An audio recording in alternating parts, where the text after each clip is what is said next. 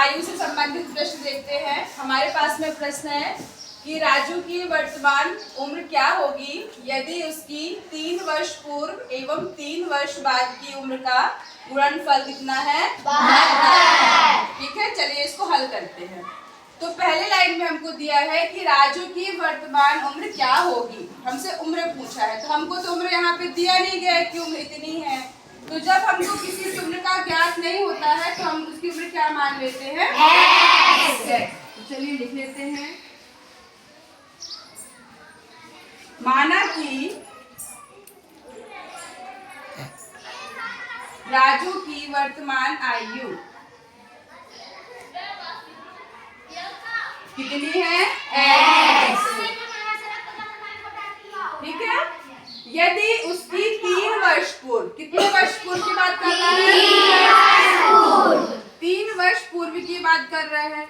जब पूर्व की बात करता है कि और किसके 3 वर्ष पूर्व की? राजू की हमने x मानी है और 3 वर्ष पूर्व की बात कर रहा है। तो 3 वर्ष पूर्व करने के लिए हम क्या करेंगे? माइनस। तो ये हो जाएगा x माइनस 3। ठीक है, एवं 3 वर्ष बाद की। अब 3 वर्ष बाद की देखते हैं। किसकी 3 वर्ष बाद? राजू की हमने x मानी है। अब बाद की पूछ रहा है तो बाद के लिए क्या करेंगे? तो x प्लस कितने वर्ष बाद? 3। इसको भी हम 3 कर देंगे। चलिए इसका समीकरण जमाते हैं। x माइनस 3 और x प्लस 3। देखिए, बाद की उम्र का गुणनफल यानी कि इन दोनों का क्या गुणनफल बोला है, तो हम बीच में क्या लगा देंगे? गुणनफल। लग गया गुणनफल। कितना है? 72 दिया है तो हम बराबर करके 72 लिख देंगे। हो गया, ये हमको समीकरण मिलेगा। अब हम इस समीकरण को हल करते हैं। देखिए, अब ये दोनों कोष्टक में है तो पहले हम एक करके कोष्टक खोलते हैं। इस x का गुणा पहले इन दोनों संख्याओं से होगा, फिर इस 3 का गुणा इन दोनों संख्याओं से होगा। ठीक है, चलिए x का गुणा हम इस x से करेंगे तो कितना हो जाएगा?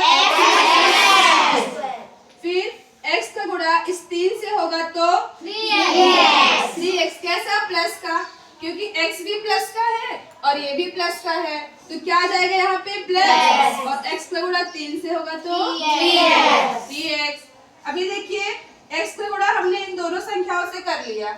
अब इस 3 का करते हैं तो 3 का गुणा x से होगा तो क्या आएगा? 3x। ये माइनस का है, ये प्लस का है, तो माइनस और प्लस क्या होता है? माइनस। हम यहाँ माइनस लगा देंगे। अब इस माइनस 3 का गुणा प्लस 3 से होगा तो 3 तिकाई 9 और माइनस प्लस क्या होता है? माइनस। माइनस का 9 आ गया बराबर 72। अब ये देखिए, ये धन का 3x है, ये माइनस का 3x है, तो ये आपस में माइनस हो जाएंगे। क्योंकि हम पढ़ते हैं कि प्लस माइनस होता है तो हम संख्याओं को माइनस कर देते हैं, घटा देते हैं। ठीक है, तो x² ये दोनों आपस में कट जाएंगे, माइनस हो जाएंगे। तो हमको क्या बचा यहाँ पे? अब x² बचा, यहाँ से माइनस 9 बचा, तो x² माइनस का 9 बराबर का 72।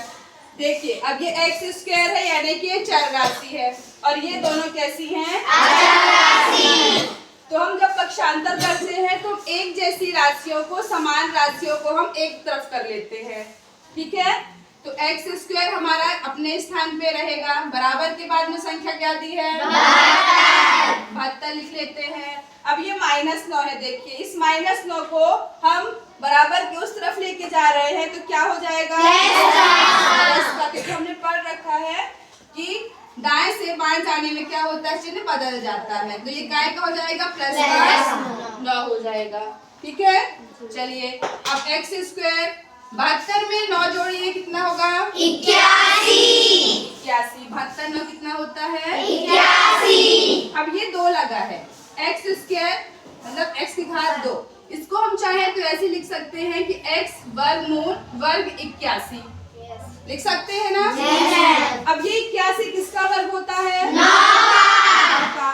तो हमारा x का मान निकल के क्या आ जाएगा?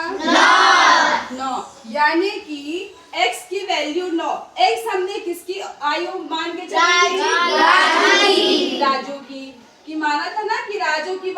आयु x है और x की वैल्यू क्या निकल के आई हमारी 9। यानी कि राजू की आयु क्या होगी 9 वर्ष होगी। हमने ऑप्शन में देके रखा था, बताइए कौन सा ऑप्शन का आंसर सही होगा? ठीक है, बी नंबर का।